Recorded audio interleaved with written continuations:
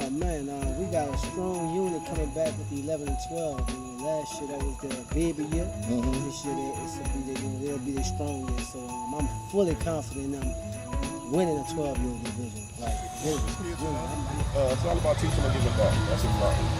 I've said it before. I'm not trying to make championship to be great. However, my championship is when you graduate high school, or you went to college, and that's what you choose. So that's my championship. Right. 1008 TVU Sports. We are at Pontchartrain Park in Gentilly, but I got Digby coach here, Coach Pat in the building. Just won a flag football semifinal game. yeah, semi-final. So, Coach Pat Lonzo, Digby Eagles, what's happening with you? All good, brother. All good. Your team out there looked impressive, and I'm happy to see that they are impressive. What's going on with tackle football? Oh man, we got a strong unit coming back with the 11 and 12. Last year that was their baby year. This year they'll be their strong year. So I'm fully confident in them winning a 12-year division. Like literally winning. I'm gonna call that early, bro. Now Norman already did herself the bully. Harrell already the champs. McHugh is next in line. Pontchartrain got the 9 to 10-year-old championship team. Sampson is doing their thing. Lions Center Division II champion. Berman is making some noise too. That's just 7 of the teams. And you saying that you got the team to beat at 11 and 12? Team to beat, coach. Team to beat, man. Now, I want to get into something with you because I was on Instagram the other day and I seen you and Ray from Pontchartrain kind of have a little back and forth. What's up with that situation? Bro, I'm a competitor. Coming up in my days, I'm a competitor. Right, and the Pontchartrain talk really gets to me. Okay. It's the Pontchartrain this, the Pontchartrain that. And me, myself, I'm not about to tolerate it. If I can put something together at Digby to silence that, that's what I got to do. And that's what I did. So. Let me ask you, because I'm going to get to talk to Ray on the same subject. You know what I mean? Right. To see his response to what you just said. But Digby used to be a well-respected program in football and basketball. And like you bringing that back to him, what was the process of doing that? Man, basically getting everybody back on board, man. They gave up on the park for a while. It was hard to get everybody to believe we can be good again. I started with a small group of kids that was talented.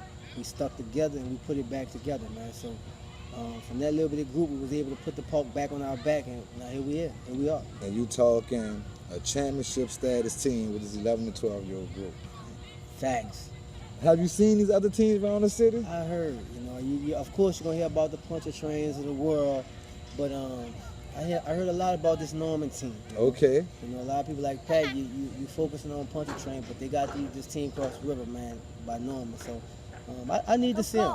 I respect competition to the fullest, but I need to see him myself. Let me ask you this: when we talk about competition, we talk about what I do and what with these coaches. How does the coaches really feel about the platform that we bring with the 1008 and the coaches show and the talking back and forth? How do coaches really feel about that? Man, how do you really feel as a coach? Let me say that. About the 1008 program. Yeah. Right? Man, I love it, man. That gives us a spotlight. That gives us a platform to express ourselves, at this park ball North level. Sometimes doing it without a platform, you can kind of feel like nobody knew. Right. But by people like you, man, creating the 1008, man, I love you for that, bro, by the way. Thank you.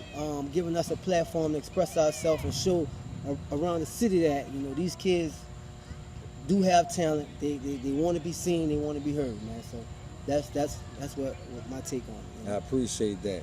So what we come to find out today is it's safe to say we can put Digby in the names of top teams in 11 and 12. Facts, hands down, man, hands down. I don't know what's going on with 11 and 12 right now, but it has to be the best it has ever been in years. I promise you that. Right. Digby name wasn't in the fold until I saw your flag team. Right. I saw that little dude with the zip. I saw him.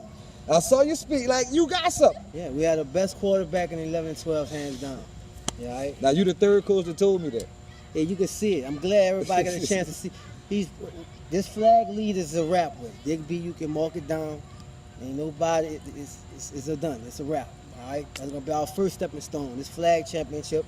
I'm not trying to be too arrogant, but that's how I like my boys to play. Their image of me, confident. Every time we step on the field, we want to win. All right? And that's what it is. Tomorrow we're gonna deal with Willie Hall. You know, they know what it is. We're gonna deal with And Willie they Hall. look good too. They look good. And speaking of 11 and 12, Willie Hall 11 and 12 look good. Yeah. Man, this 11 and 12 league is off the meat racks. This Yeah. thing is off the chain, off the hinges, off the everything. Yes, But sir. thank you, Coach Pat. Thank you, bro. I appreciate it. I'm 1008 good, TV, U Sports World in the building. In the building. Coach Pat, Digby Eagles, Pontchartrain Patriots. Holla back. Yeah.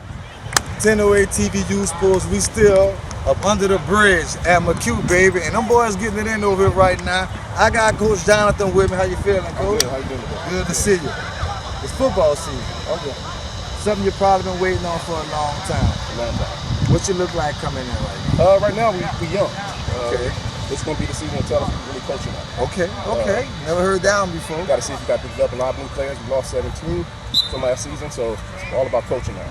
Okay. So we're still gonna compete like we always do. But it's about coaching now. Okay, because you got some of the good championship team coming up from the 7-8-year-old division. No, I only got 2 from that. They was all 7. Oh. I only got 3 from that team. But you did get paid. Peyton, yeah. And the other, The other little running back. yeah, right. okay. Shamar. So how do you work a 7-year-old and 7-8-year-old kid coming in? How do you work them into your system? First of all, just teaching them the basics.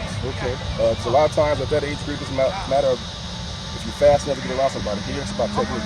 Okay. When you get the handoff and you're taking the proper steps to the hole. Do you know you're holding? Are you holding the ball correctly so that when you don't fumble the ball? A lot of times, turnovers determine the game. That's what happened to us last year in the playoffs. We had a turnover. Costly cost us. turnover. Costly turnover. So that's what we're working on right now. And let's kind of talk about last year in that team becoming this close. What was the feeling going through after that turnover of that game to bring you to the championship? That hurt a lot. Okay. It hurt them a lot. But I talk to kids all the time about it's the little bitty things that matter. Attention to detail. Quarterback took out before he had to snap. Super little penalty. It's those things that make the difference in the championship. And last year we only had, I think, 4 or 5 games. That makes a difference. So you don't get the home in. You don't get on that all- work in, you don't get that work in. So that made a big difference. But we're not making no excuses. It is what it is. We played a damn good game. We got down in the first quarter, fought back, had the lead until the fourth quarter. They came back on an end of round. We came right back down and we dropped the pass in the end zone to go back up. So Let me ask you this. Why do you think McHugh is an underrated park in the city? look around. Look at the facilities we got. Look at the facilities. You don't see no facilities. We got porta potties that's been out here since last year. Ain't been dumped. There's no running water. And we got a tanker and stuff. So every year we got to come here as coaches, wipe stuff down because right now we got shoulder pads that's molded from the heat and stuff. So I think that's why we kind of underrated. Not a lot of people know about us. But y'all always bringing noise and making noise when y'all play. So It's about coaching. and y'all got to be doing great coaching Right. from the bottom to the top, from Ed to Will and BJ and Will, right? Yeah. So McHugh, y'all got a good program going up Yeah, out we're there. trying to keep it going for these kids, you know.